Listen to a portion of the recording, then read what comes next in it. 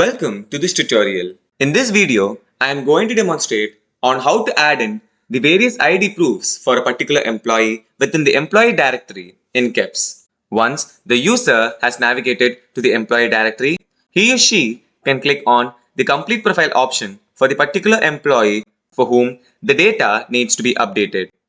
And in the various sections that need to be filled, the user can click on the Accounts and Statutory IDs option and the corresponding fields are displayed.